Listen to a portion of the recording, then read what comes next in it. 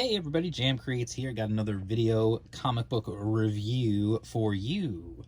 Uh, if you're new to the channel, don't forget to hit the bell for notifications, hit subscribe, hit the thumbs up, all that good stuff. You can follow me on Twitter at jam_creates. You can follow me on Instagram at jam_creates. You can follow me on Parler at jamcreates, no underscore because they wouldn't let me do it. Anyway, thank you for being here. Like I said, if it's your first time here, make sure you like and subscribe. And definitely, if you want to support the channel, we've got a shop. You can get Smiley Bones, stickers, t-shirts, Indie Comics Underground, stickers, t-shirts, mug. What is Indie Comics Underground? It is my free online zine dedicated to indie and crowdfunded comics, where you can find out about really cool comics before they come out, and you can back projects, crowdfunded projects, all sorts of good stuff. Just go to indiecomicsunderground.com and you can read all the previous issues. Plus, if you sign up, you will get early access to every issue before the rest of the internet. So, with all that being said, today's video is about Tinseltown Losing the Light, number 1. Okay, so what is Tinseltown? First and foremost, this is the second limited series in the Tinseltown series. I don't know. It's the second limited series of Tinseltown, brought to you by Alterna Comics, one of my favorite indie publishers in the world. It is the first series.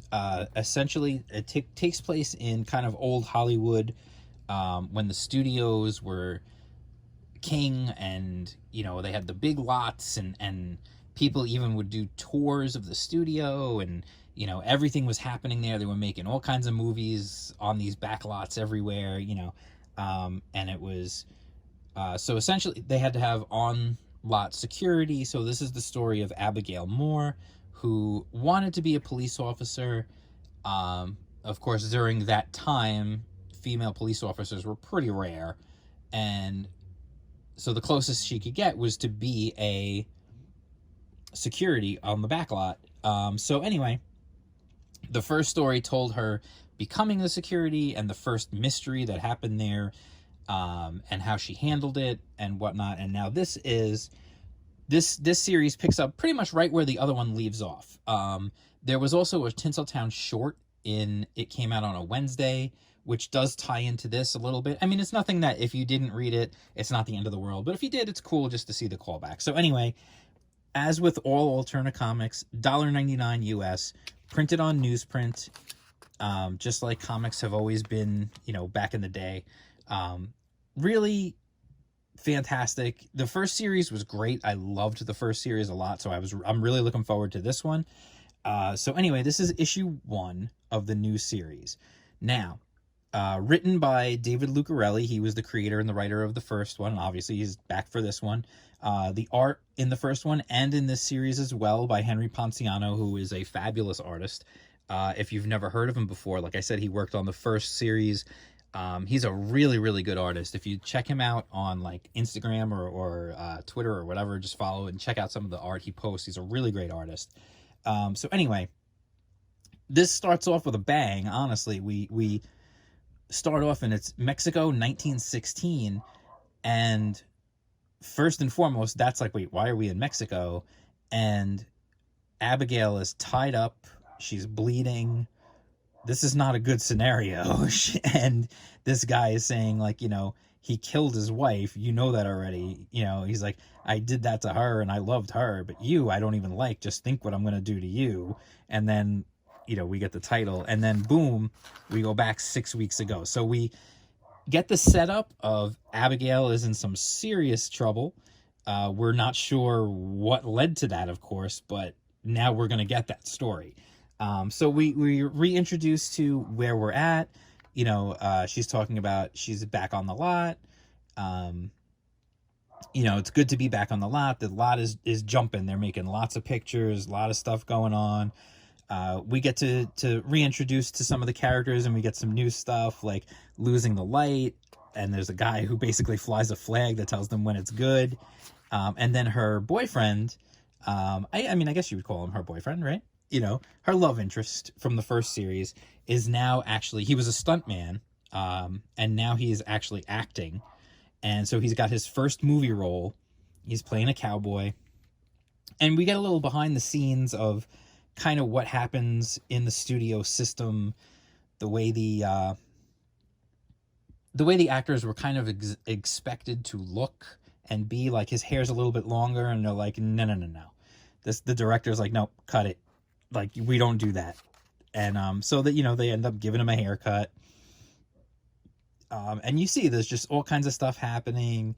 People went on the tour. They got a free lunch when they were on the tour. It was good stuff. Of course, it brought in some people like this guy playing 3-card Monty. So she had to still do her job and keep things under control and whatnot.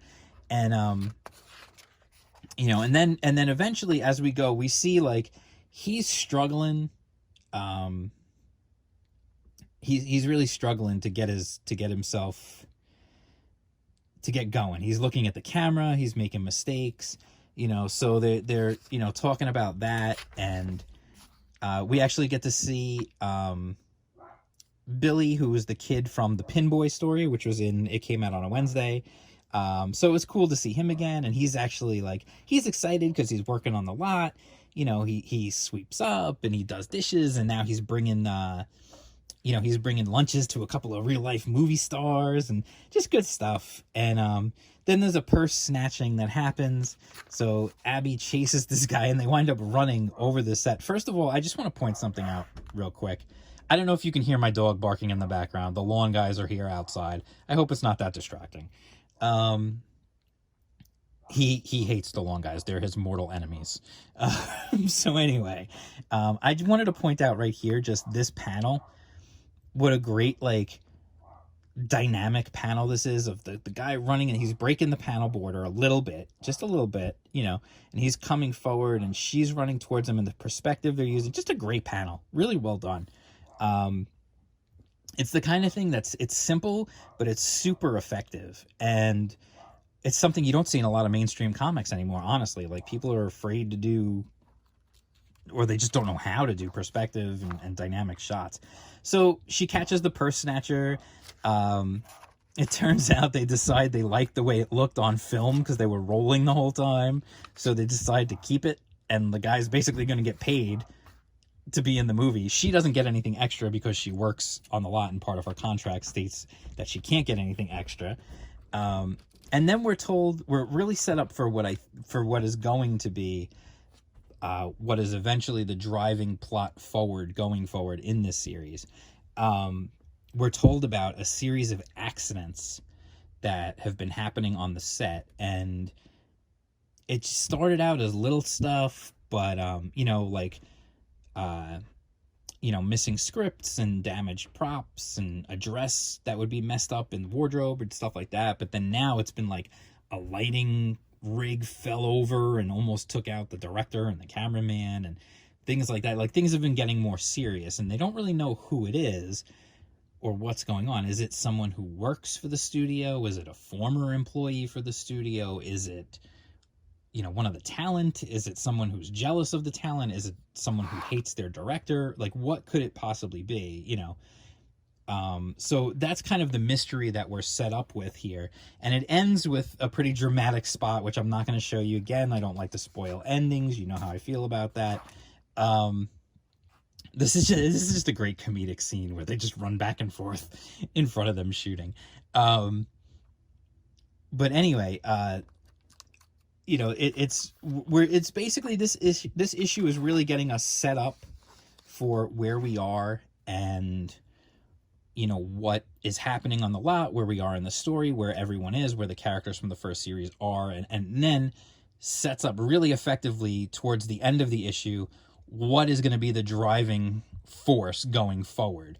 And then you almost kind of forget about the opening, which is, this scary situation that she finds herself in here. The other thing I just want to point out, Henry's art, he does such a great job of these realistic faces, and yet at the same time, he really gets the expressions. Like, this director just looks like a jerk. Like, when you see his face and you see his expressions, it really comes across like this. Like, I don't like this guy. This guy's a you know what.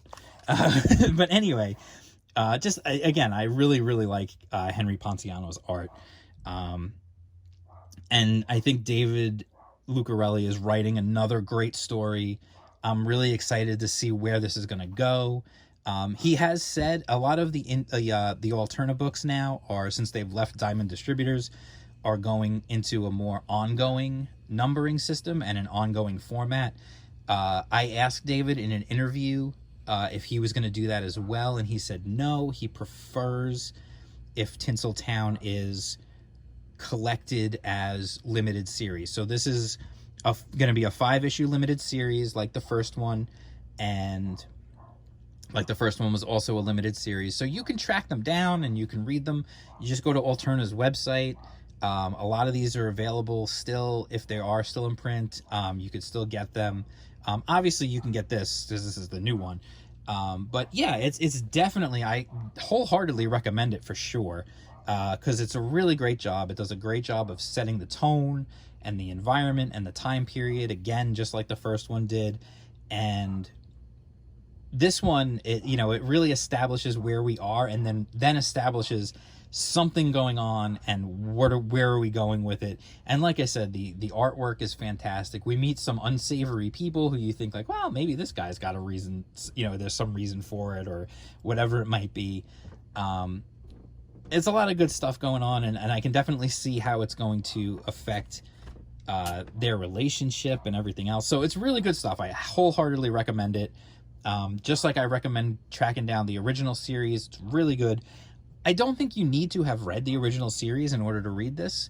That's one positive I'll say for sure, is that, I mean, it's cool if you did, because the first one's really good.